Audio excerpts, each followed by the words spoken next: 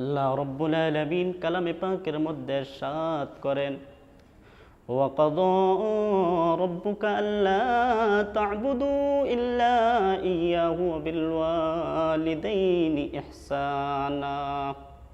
আল্লাহ রব্বুল আলামিন বলেন, ও দুনিয়ার মানুষ, তোমাদের জন্য ফয়সালা করা হয়েছে, তোমাদের রবের পক্ষ থেকে নির্ধারণ করা হয়েছে, আল্লাহ তা'বুদু ইল্লা ইয়্যাহ, তোমরা একমাত্র তোমাদের রবের ইবাদত করবে, ওয়া বিল ওয়ালিদাইনি ইহসানা, এবং তোমাদের পিতা মাতার সঙ্গে সদাচরণ করবে।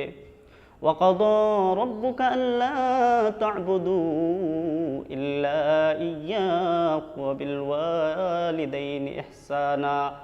এরপরে আল্লাহ রব্বুল আলামিন বলেন, ইম্মা ইয়াবলুগান্না ইনদাকাল কিবারা আহাদুহুমা আও কিলাহুমা, তোমরা যদি তোমাদের পিতা মাতার থেকে একজনকে বৃদ্ধ অবস্থায় পাও, আও কিলাহুমা, অথবা উভয়কেই যদি বৃদ্ধ অবস্থার মধ্যে পাও, ফালা তাকুল লাহুমা উফফিউ, তাহলে তোমাদের বৃদ্ধ পিতা মাতার কোনো আচরণে তুমি নিজেও উফ শব্দ করবে না, অথবা এমন কোনো আচরণ তুমি তোমার বৃদ্ধ পিতা মাতার সঙ্গে করবে না যে আচরণের কারণে তাদের জবান দিয়ে উফ শব্দটা বের হয়।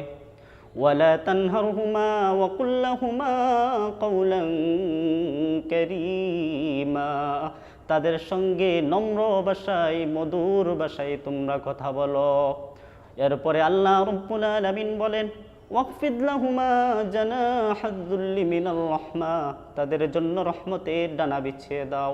ওয়াকুর রব্বিরহামহুমা কামা রব্বায়ানি সগীরা, এবং তোমাদের রবের নিকট তোমাদের পিতা মাতার জন্য দোয়া করো, রব্বুল আলামিন আমাদের পিতা মাতা ছোট্টবেলায় শিশুকালে আমাদেরকে যেমনভাবে লালন পালন করেছে, আপনি রব্বুল আলামিন আমাদের পিতা মাতার উপর ওই রকমভাবে রহমত করেন। আল্লাহ রব্বুল আলামিন বলেন, তোমরা তোমাদের পিতা মাতার সঙ্গে এমন আচরণ করো, পিতা মাতার জন্য এইভাবে দোয়া করো। এই দোয়া আল্লাহ রব্বুল আলামিন আমাদেরকে শিক্ষা দিয়েছেন। আল্লাহর হাবিব হাদিস শরীফের মধ্যে বলেন, ওয়ান আব্দুল্লাহ ইবনে মাসউদ রাদিয়াল্লাহু তাআলা আনহু قال سألت النبي صلى الله عليه وسلم, আব্দুল্লাহ ইবনে মাসউদ রাদিয়াল্লাহু তাআলা আনহু বলেন, আমি আল্লাহর হাবিবকে প্রশ্ন করলাম, আইয়ুল আমালি আহাব্বু ইলাল্লাহ, ওগো নবীজি, আল্লাহ রাব্বুল আলামিনের নিকট সবচাইতে পছন্দনীয় আমল কোনটা? ফাকালা রাসূলুল্লাহ সাল্লাল্লাহু আলাইহি ওয়াসাল্লাম, আল্লাহর হাবিব বলেন, আল্লাহ রাব্বুল আলামিনের নিকট অধিক পছন্দনীয় আমল হচ্ছে আসসালাতু আলা ওয়াক্তিহা, সময় মতো নামাজ আদায় করা। এই আমলটা আল্লাহ রাব্বুল আলামিনের নিকট অধিক পছন্দনীয়। এরপরে আল্লাহর হাবিব বলেন, ক্বালা বিররুল ওয়ালিদাইন, এরপরে আল্লাহ রাব্বুল আলামিনের নিকট অধিক পছন্দনীয় যে আমলটা, সেটি হচ্ছে পিতা মাতার সঙ্গে সদাচরণ করা। অন্য আরেক হাদিসের মধ্যে আল্লাহর হাবিব বলেন, হুমা জান্নাতুকা ওয়া নারুক, আল্লাহর হাবিব বলেন, তোমাদের পিতা মাতা হলো তোমাদের জন্য জান্নাত, আর তোমাদের পিতা মাতা হলো তোমাদের জন্য জাহান্নাম। কোনো ব্যক্তি যদি পিতামাতার সঙ্গে সদাচরণ করে পিতামাতাকে সন্তুষ্ট করতে পারে, তাহলে সে জান্নাত অর্জন করে ফেলবে। আর কোনো ব্যক্তি যদি পিতামাতার সঙ্গে দুর্ব্যবহার করে আর পিতামাতা তার উপর অসন্তুষ্ট থাকে, তাহলে এই অসন্তুষ্টির কারণে আল্লাহর তৈরি জাহান্নামের মধ্যে সে প্রবেশ করবে। পিতামাতা সন্তানের জন্য জান্নাত এবং জাহান্নাম।